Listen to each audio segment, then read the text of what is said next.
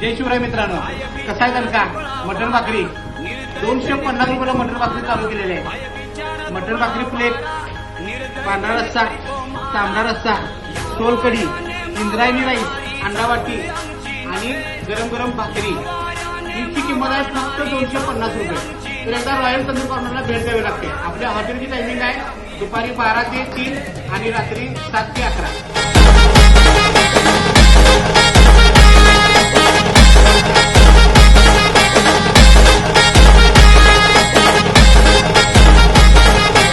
तर मित्रांनो, आज आम्ही रॉयल तंदूरमध्ये आलोय आणि पहिल्यांदाच या ठिकाणी आज जेवत असताना उत्तम प्रतीचा अनुभव आलेला आहे। जेवणाची क्वालिटी एक नंबर आहे।